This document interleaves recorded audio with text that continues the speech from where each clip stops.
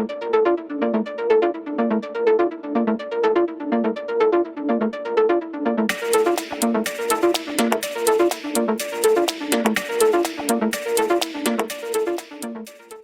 वालेकुम नाज़रीन। इस एपिसोड के शुरू में गियासुद्दीन सातिन की तारीफें सुनकर माँ परी से कहता है, बस करें वालिदा, मैं सातिन की तारीफें सुनकर उकता गया हूँ। अगर ऐसा है तो फिर मेरे बाबा ने उसे बरतरफ क्यों किया था? आप सातिन को ताकत के मुकाम पर क्यों लाईं? मुझे इसका जवाब दें। फिर शहजादा गियासुद्दीन अपनी तलवार निकाल कर कहता है, मैं जाकर सातिन को देखता हूँ। लेकिन माँ परी गियासुद्दीन को रोक लेती है और कहती है, अर्तुगरुल ने तुम्हारे बाबा की तरह तुम्हारे दिमाग में भी जहर भर दिया है। तुम नहीं जानते तुम क्या कर रहे हो। कल दीवान में तुम्हें अर्तुगरुल का फैसला सुनाना होगा। शहजादा गियासुद्दीन कहता है, जब सातिन ने मेरे बाबा को मारा तो क्या आप भी उनके साथ थीं? मुझे सच बताएं, क्या आपने मेरे बाबा के कातलों से गठजोड़ किया था? ये सुनकर माँ परी कहती है, बिल्कुल, कुपैक ने भी आतूनबा की तरह मेरे दिए हुए हुक्म पर अमल किया। अगर तुमने अर्तुगरुल को ना मारा तो ये हम सब का इख्तिताम होगा। अपने आप को संभालो बेटा। गियासुद्दीन रोते हुए कहता है, अर्तुगरुल साहब की तमाम बातें बिल्कुल दुरुस्त थीं।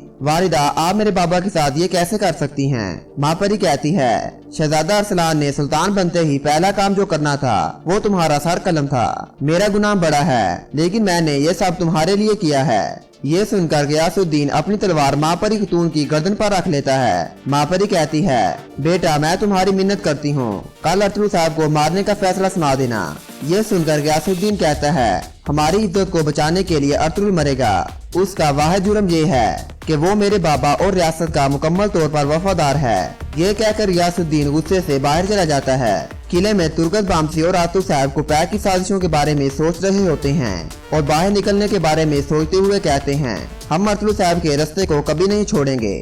कोनिया के सराय में हाइमा खतून और हलीमा पहुंच जाती हैं। हाइमा खतून अब्दुर्रहमान से कहती है, जो हुआ उसे सुनकर हमसे रहा न गया। हम अर्तुगरुल साहब से मिलने के लिए गए, लेकिन माँ परी ने हमें उससे बात करने की इजाजत नहीं दी। उसने हमें महल से निकलने के लिए कहा। हलीमा कहती है, ये जाहिर है कि कुपैक के साथ साथ माँ परी खतून भी इस साजिश का हिस्सा है। हाइमा खतून अहमद से कहती है, तुम्हारा क्या हाल है अहमद बेटा?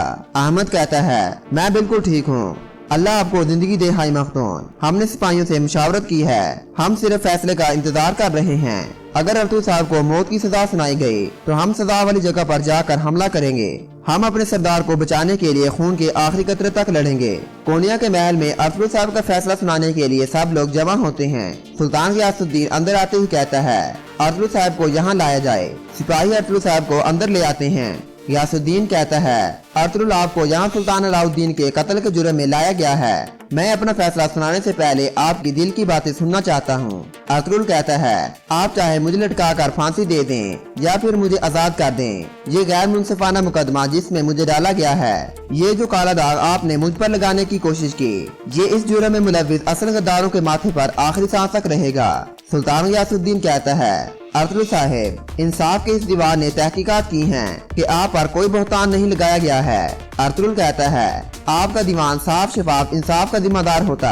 अगर आप इंसाफ के तकाज़ों के मुताबिक फैसले करते तो इस दीवान के आधे लोग यहाँ न आते। ये सुनकर सब लोग गुस्से में अर्तुगरुल साहब की तरफ देखने लगते हैं। सुल्तान कहता है, बस करो, अब अर्तुगरुल का फैसला सुनाने का वक्त आ गया है। मेरा फैसला ये है कि काई के सरदार सुलेमान शाह के बेटे अर्तुगरुल। इतने में इब्न अरबी साहब अंदर आ जाते हैं। उन्हें देखकर सबके होश उड़ जाते हैं। सुल्तान कहता है, आप बगैर इजाजत के अंदर आ गए, आप कौन हैं? इब्न अरबी साहब कहते हैं, अल्लाह की तरफ से भेजा गया एक गरीब जो तुम्हें अल्लाह के गजब की याद दिलाने आया है। किले के खुफिया रास्ते से सुंगर तकीन अपने सिपाहियों के साथ अंदर दाखिल हो जाता है और अपने सिपाहियों से कहता है, अपनी तलवारों का इस्तेमाल मत करना। हमारा सामना हमारी रियासत के सिपाहियों से है। हमारा मकसद उनका खून बहाना नहीं बल्कि अपने भाइयों को बचाना है। अंदर तमाम तुर्क सरदार जमा होते हैं। गुनाल बंदर आकर उन सबको खुशामदीद कहता है और उन्हें अर्तुगरुल साहब के बारे में सब कुछ बताता है। ये सुनकर तमाम सरदार हैरान हो जाते हैं और गुनाल की बैत करने और उसकी बातें मानने से इनकार कर देते हैं। गुनाल उन साहब को सोने की थैलियां देकर चुप करवा देता है।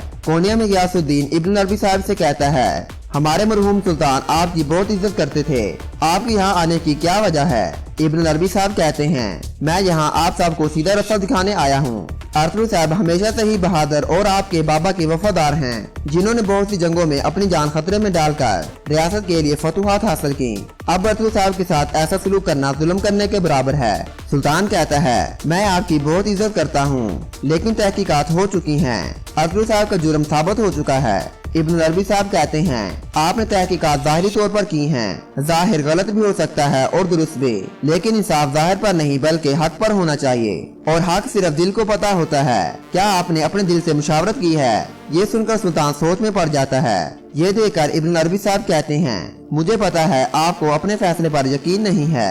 आपका दिल अरतुगरुल साहब को सजा देने पर राजी नहीं है। ये सुनकर सातीन गुस्से से कहता है, सुल्तान मुअज़्ज़म, मैं बदतमीजी नहीं करना चाहता, लेकिन क्या एक दरवेश को आपके फैसले पर बोलने का हक है? मापरी कहती है, सुल्तान अलाउद्दीन के साथ सब लोग आपके इल्म का अदब करते हैं, लेकिन आपका इल्म आपको यहाँ बोलने का हक नहीं देता। और क्या अरतुगरुल साहब का दिफा करना आपका काम है? इब्न अरबी साहब कहते हैं, हमारे आका ने फरमाया, जो शख्स हक की बात पर चुप रहता है वो शैतान की मानिंद होता है। अगर आप अरतुगरुल साहब को मारना चाहते हैं तो इससे पहले आपको मुझे मारना होगा।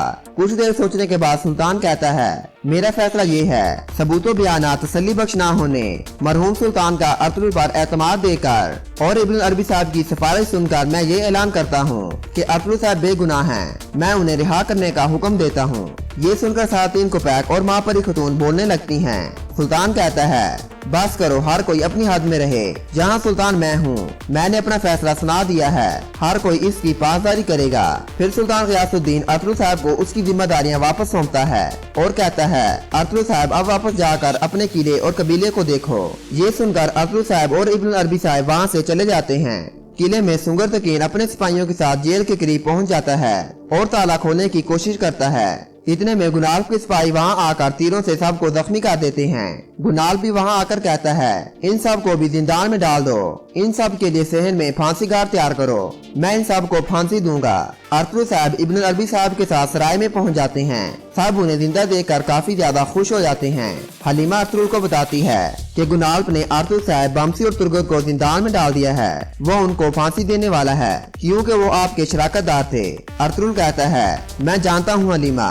फिर अरतुगरुल अहमद से कहता है, सिपाहियों को फौरन तैयार करो, हम अभी रवाना हो रहे हैं। अहमद कहता है, जैसे आपका हुक्म सरदार। ये कहकर अहमद वहाँ से चला जाता है। कोनिया के महल में कुपैक कहता है, सुल्तान के इस फैसले ने हम सबको लाजवाब कर दिया। उसने दरवेश की बातों में आकर अरतुगरुल को रिहा कर दिया। इंशाल्लाह इससे हमारी रियासत के इत्तेहाद को नुकसान नहीं पहुंचेगा। मापरी कहती है, क्या आपको इसमें कोई शक है? मेरे बेटे ने वही किया जो उसे ठीक लगा, हम भी वही करेंगे जो हमें मुनासिब लगेगा।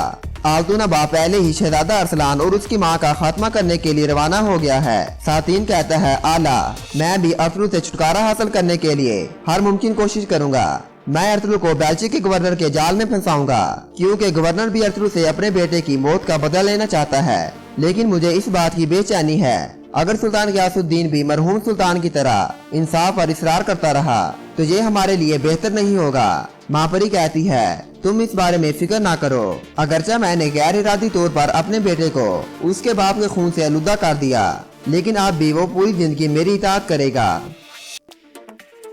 और यहाँ पर इस एपिसोड का इख्तिताम हो जाता है।